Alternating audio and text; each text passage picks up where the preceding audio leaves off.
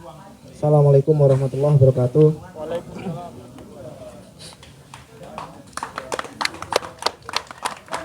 Ya, terima kasih atas kesempatan yang telah diberikan kepada saya untuk membedah buku ini. Ini bedah buku yang pertama, Mas Herli ya. Saya sangat butuh nanti masukan-masukan, kritik, saran terkait dengan buku saya secara khusus atau dunia bahasa secara umum. Gitu. Nah, langsung sedikit saya memperkenalkan, kemudian nanti sedikit saya singgung isinya nanti untuk lebih menguliti. Nanti ada Mas Herli ya di sebelah saya ini. Ya, seperti yang disampaikan oleh Mas Fitra tadi, ini memang sebuah upaya dari saya yang anggaplah sedang menggeluti dunia linguistik makro ya. Soal linguistik makro, di sini saya berusaha mengklasifikasi terkait dengan bagaimana bahasa hubungannya dengan politik, kemudian bahasa dengan masyarakat atau sosial masyarakat, juga bahasa dengan gender. Masih banyak mungkin persoalan bahasa di luar sana yang lebih menarik dikaji, khususnya bahasa secara makro ya, karena ilmunya sangat banyak. Nah, di sini kenapa saya milih judul ini? Nah, misalnya seperti sebelum nanti ada yang tanya, saya jelaskan dulu. Barangkali nanti kenapa milih judul ini, pertanyaan yang biasa diajukan. Ya karena kata-kata atau bahasa ini sekarang sudah begitu menghegemoni, begitu menguasai, khususnya di dunia politik ya. Khususnya di dunia politik. Nah, di situ saya singgung tentang bahasa dan politik itu, contoh misalnya perihal eufemisme. Nah, itu saya contohkan di situ eufemisme. Itu memang sudah menjadi bahasan yang lama, bahkan sejak Orde Baru itu sudah dikaji. Soeharto itu sering dulu menggunakan bahasa-bahasa yang eufemistis ya, bahasa eufemisme itu yang dulu mungkin kita di SD, di SMP, di SMA itu hanya mengenal bahwa eufemisme itu adalah semacam ajas. Tapi ternyata lebih dari itu gitu. Lebih dari itu, ternyata hal itu didaya gunakan oleh para penguasa, para politikus kita, sehingga tampak ini menjadi sebuah kebenaran. Contohlah misalnya kita misalnya mengalami kenaikan harga misalnya. Di situ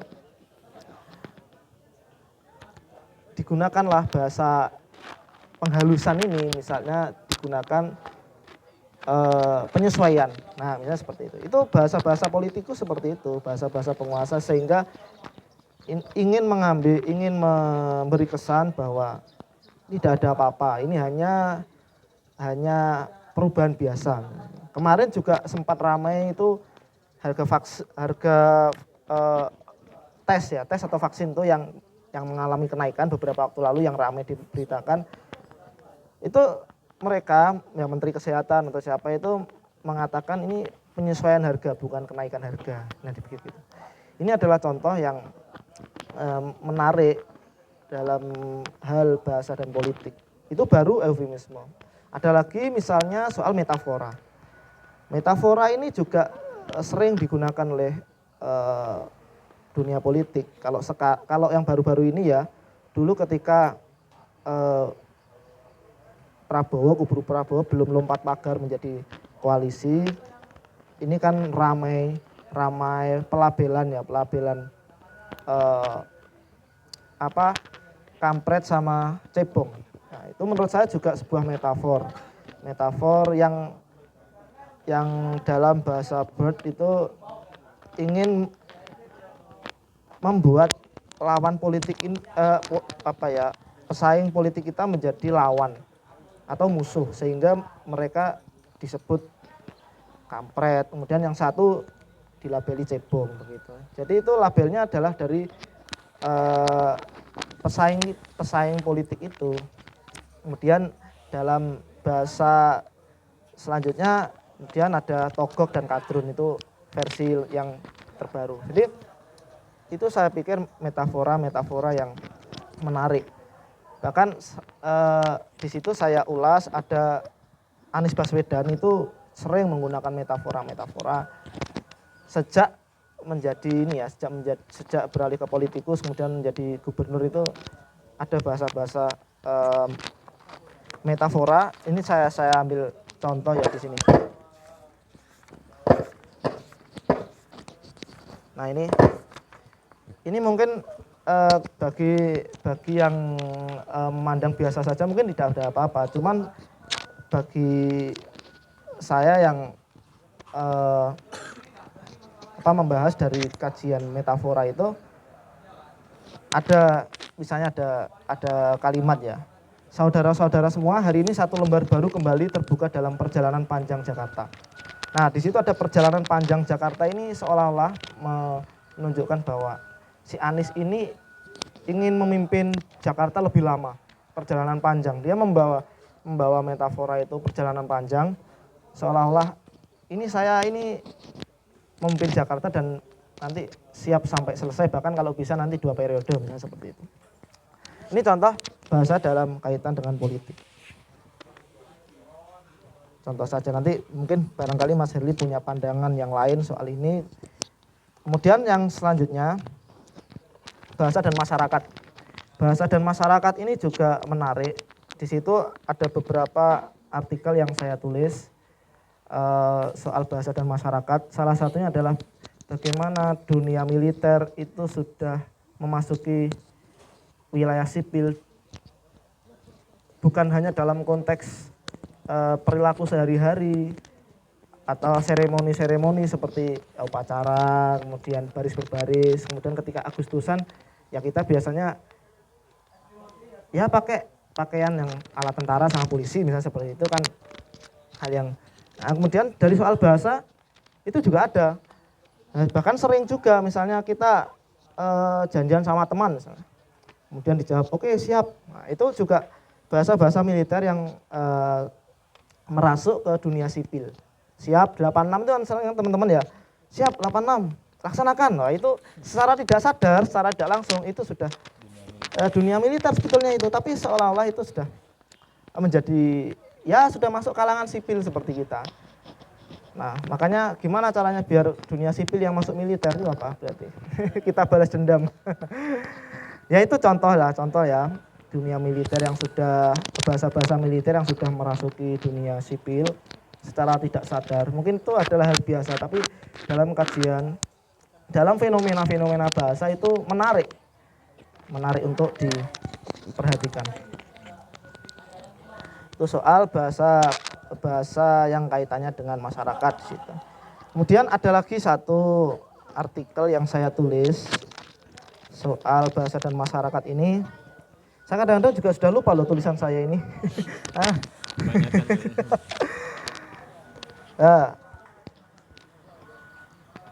Oh, tadi saya belum menyinggung soal ini ya, soal yang politik nih. Saya belum menyinggung yang menarik juga, mungkin menarik itu ada sapaan para politikus kepada konstituennya.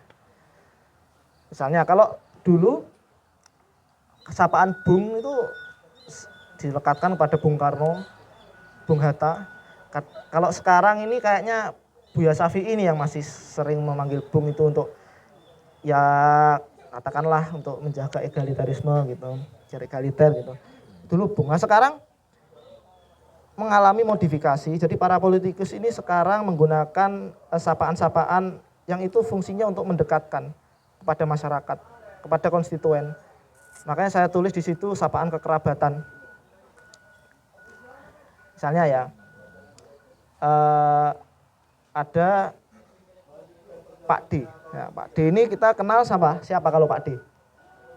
Pak Dekarwo. Nah, Pak D ini kan dalam keluarga kan ya harusnya kan ini saudara, tapi diperluas seperti itu, digunakan oleh para politikus sehingga Pak Dekarwo ini seolah-olah ingin menunjukkan bahwa ini saya ini adalah bagian dari keluarga kalian, seperti itu.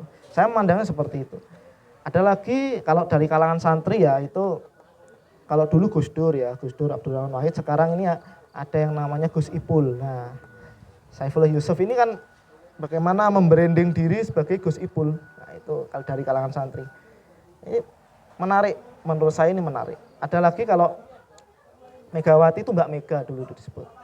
Ini kan juga Mbak ini kan juga bagaimana sapaan kekerabat. Jarang sekarang yang Bu Pak itu ya ada, cuman ya jarang gitu loh. Ada lagi misalnya Cak. Siapa ya kalau Cak itu? Cak Imin. Oh Cak Imin ya, Muhaimin Iskandar, Cak Imin. Oke Cak Imin. Ada lagi Kang Emil. Nah, itu Kang Emil. Masih banyak mungkin hal-hal yang itu. Kalau sekarang Mbak itu Mbak Puan juga kayaknya masih sering Mbak. Nah, itu saya pikir juga menarik bahasa-bahasa yang masuk ke dunia itu, sehingga itu saya menyimpulkan bahwa kita masyarakat secara umum itu sudah dikuasai oleh kata-kata itu, kata-kata yang dikeluarkan oleh ya penguasa, ya politikus dan birokrat dan sebagainya. Nah itu kaitannya dengan sapaan kerabatan. Kemudian ada satu yang bahasa dan masyarakat tadi ya, saya lompati itu ada bahasa, budaya, dan pola sikap. Ini juga menarik dalam kajian bahasa itu, bagaimana ketika kita berkaitannya dengan budaya itu, kita mengenal nasi itu banyak sekali ya. Kalau dalam bahasa Jawa malah lebih banyak kita mengenal nasi, gabah, padi. Tapi kalau di luar ya mungkin rice saja, mungkin nggak ada yang lain. Nah kalau di daerah yang musim salju, mereka punya banyak sekali istilah tentang salju. Tapi kita ya hanya menyebut bahwa salju itu ya salju itu. Itu kaitannya dengan bahasa dan budaya. Kalau kita di Indonesia ini juga biasanya kan laki-laki dulu ya yang disapa, bapak ibu, saudara-saudari. Kalau di luar itu setahu saya ya ladies and gentlemen itu juga berkaitan dengan bagaimana bahasa itu berkorelasi dengan budaya. Nah itu yang kedua. Kemudian yang terakhir ini soal bahasa dan gender. Ya khususnya bahasa dan perempuan lah. Ini saya pakai gender biar lebih keren dikit. Ya. Oke. Bahasa dan gender ini saya ambil satu contoh aja. Saya ambil satu contoh bahasa dan gender ini. Saya kemarin sempat ini Mas Herli sempat tahun 2019 kalau tidak salah itu menulis soal, ya ada di sini soal kamus yang tidak ramah dengan perempuan.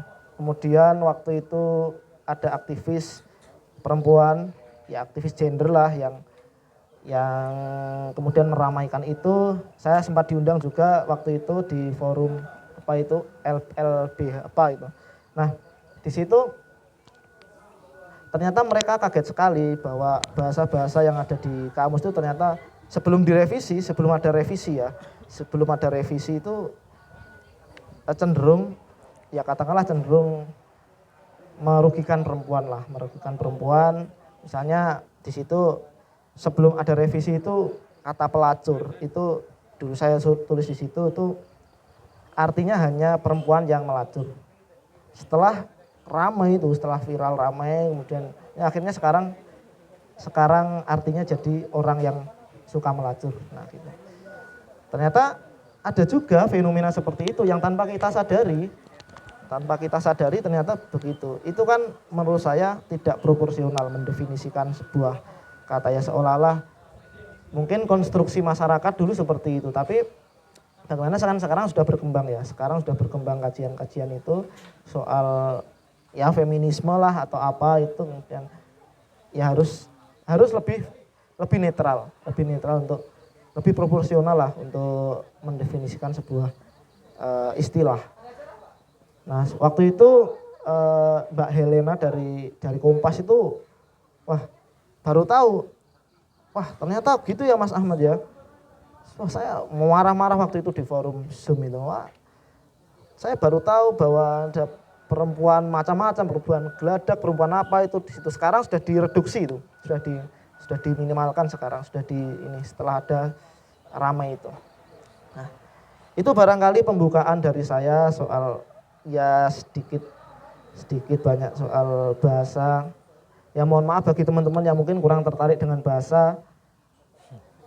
Ya ini upaya saya untuk memperlihatkan bahasa ya yang kira-kira tidak hanya mengurusi soal ejaan, soal tata baku, itu kan ya nanti bakal lebih ini lagi, lebih menjenuhkan lagi.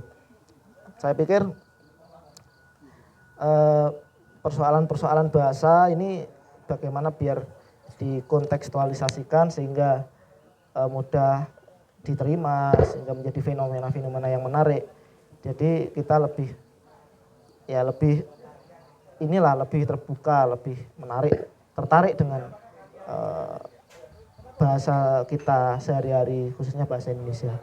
Saya pikir itu Mas Fitra, Mas Herli, pengantar dari saya. Mudah-mudahan nanti bisa dilanjutkan dengan pembahasan yang lebih menarik. Ya gitu. Oke, terima kasih. Ya, itu ya teman-temannya dari sekilas ulasan dari isi buku Dikuasai Kata-Kata dari penulisnya langsung ya. Nah selanjutnya kita akan ke pembedah ya, bagaimana Mas Herdi ini membaca buku Dikuasai Kata-Kata ini dan apa saja menurut beliau ya hal-hal menarik yang ada di dalamnya. Nah, untuk Mas Herdi saya silakan. Cukup. Oke. Assalamualaikum warahmatullahi wabarakatuh. Terima kasih sebelumnya saudara moderator dan ketua cabang IMM yang hari ini ada di sini ya. Ada. Iya, terima kasih sudah menjadi bagian dari kita dan teman-teman senior IMM. Pada kesempatan ini saya diberi wewenang kira-kira untuk membaca bukunya Mas Ahmad San. Terus terang saya begitu tertarik membaca buku ini karena ditulis dengan bahasa yang sangat populer, sangat ringan. Jadi kalau teman-teman pembaca buku suka sambil ngopi, ya, sambil leyeh-leyeh kira-kira, maka saya kira buku ini cocok. Atau teman-teman yang lagi pusing tugas-tugas berat, ya, atau yang di jalan macet, padat gitu kira-kira, lalu membaca buku ini saya kira cocok karena ada nuansa hiburannya. Bisa dibilang sedikit pelepas stres lah ya. Itu kesan pertama. Tapi saya ingin berbicara agak lebih universal, agak lebih konseptual kira-kira. Kalau tadi Mas Ahmad sebagai penulis mencoba menjelaskan beberapa kasus-kasus yang berkaitan dengan kebahasaan di sekitar kita. Saya ingin mencoba membaca apa sih sebetulnya yang ingin disampaikan oleh Mas Ahmad ini begitu dia mencoba mengungkap sekian fakta tentang bahasa yang ada di sekitar kita. Saya ingin mencoba membaca itu. Baik, pertama begini, saya ingin membedakan ada bahasa di dalam filsafat, ada bahasa di dalam linguistik. Jadi kalau bahasa di dalam filsafat itu adalah dianggap sebagai proposisi yang hubungannya apakah pernyataan bahasa itu benar atau salah. Jadi kalau saya mengatakan misalnya bahwa di depan ini ada Mas Fitra, maka pernyataan ini harus dibuktikan, diverifikasi. Oh ya benar ada Mas Fitra. Itu di dalam filsafat ya. Nanti panjang itu sebetulnya hubungan bahasa dengan filsafat itu yang membentuk suatu arus besar yang kita kenal sekarang filsafat kontinental dan filsafat analitik. Itu mungkin nanti kita bicara agak belakangan. Nah, kemudian yang kedua di dalam linguistik itu menjelaskan bahasa. Jadi mengapa suatu bahasa digunakan sedemikian rupa.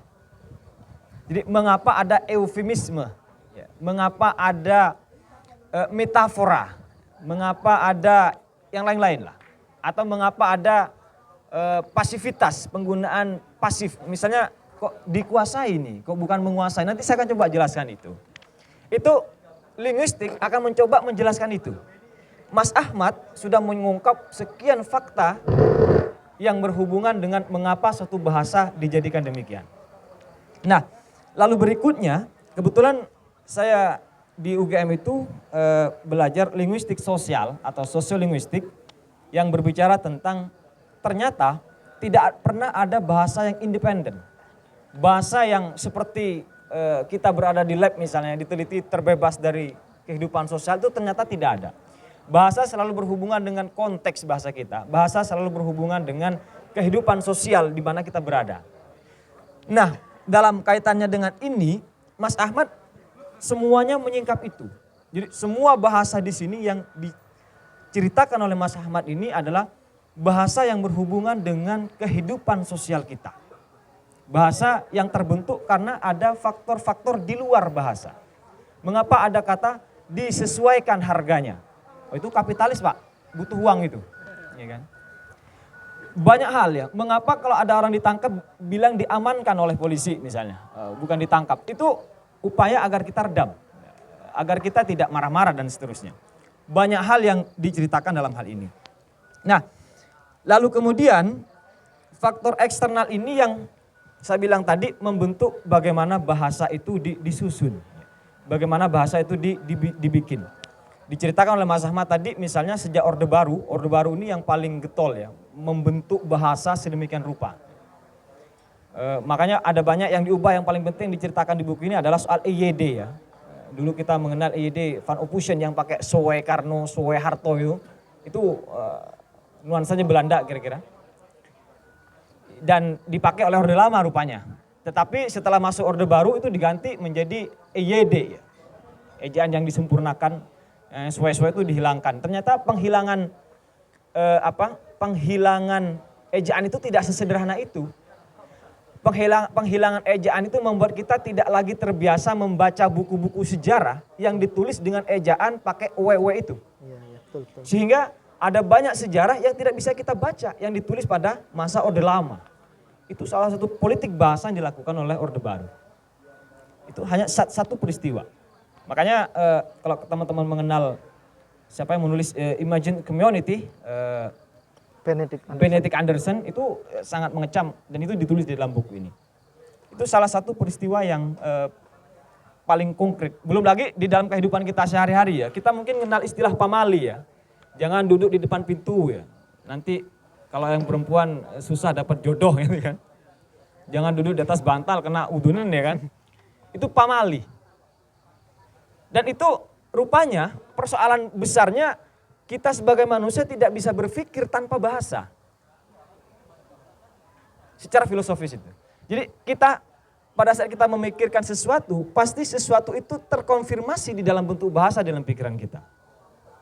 Sehingga bahasa yang masuk kepada kita maka akan membentuk cara pikir kita. Disitulah kita dikuasai oleh kata-kata menurut Mas Ahmad ini.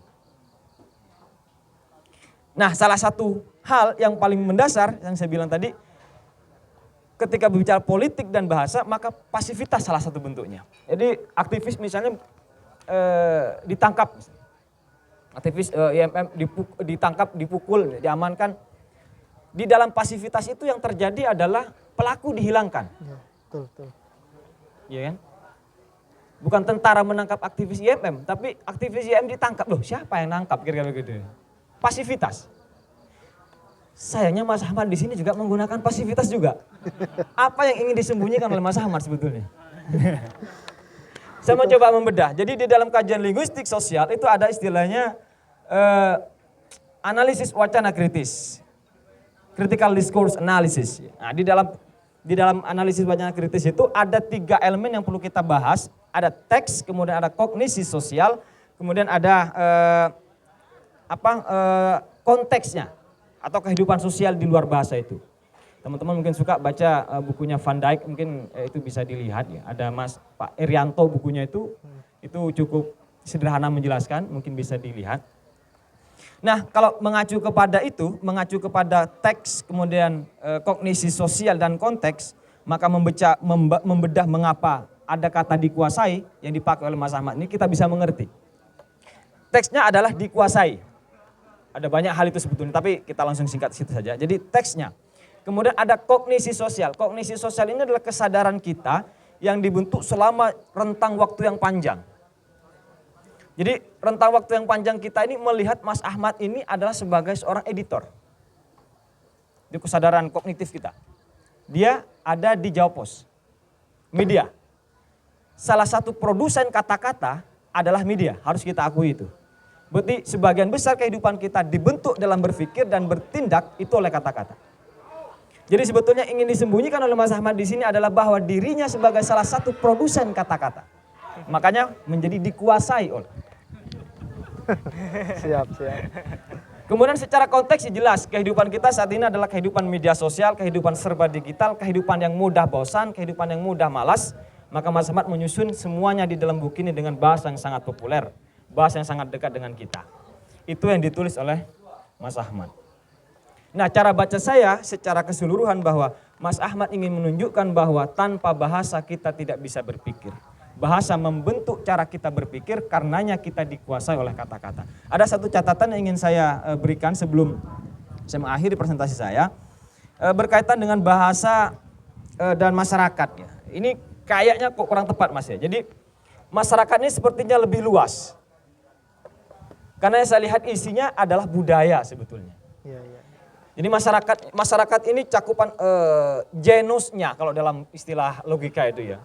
Nah, spesiesnya macam-macam, ada budaya, kemudian ada politik, ada gender, ada agama, ada perempuan, macam-macam itu. Siap. Nah itu mungkin persoalan ini aja ya, peletakan mana yang lebih general, mana yang lebih spesies pemilihan itu. Karena saya lihat misalnya menyangkut persoalan tentara misalnya bahasa-bahasa Indonesia, itu kalau di dalam linguistik sosial disebut sebagai register. Masing-masing komunitas itu punya register. Di dalam tentara punya register bahasa siap dan 86, A1 dan seterusnya. Di kalangan para dokter juga punya istilah-istilah itu disebut register. Bahkan saya sempat meneliti nih, mungkin teman-teman pernah kenal ini ya, Sarkem ya, di Jogja. Iya. Tempat itulah ya, transaksi daging lah ya. Saya sempat investigasi, saya meneliti masuk ke dalam di situ, ternyata di dalam itu ada kode-kodenya ya, ada registernya. Macam-macam Pak, kalau mau hubungan, mohon maaf ya, hubungan intim, mereka nyebutnya 69. Mau main belakang, mereka menyebutnya backdoor. Kalau perempuannya punya suami, mereka sebut polisi dapur. Banyak itu kosakata yang mereka Pak, dan itu dimengerti oleh mereka. Pertanyaan kita, mengapa itu terjadi? Mas Ahmad benar lagi, eufemisme. Ada yang ingin disembunyikan dari apa yang mereka lakukan. Nah disitulah orang-orang linguistik macam Mas Ahmad ini melakukan penelitian, mengungkap mengapa itu terjadi. Saya kira itu yang ingin saya sampaikan pada kesempatan ini. Terima kasih. Assalamualaikum warahmatullahi wabarakatuh.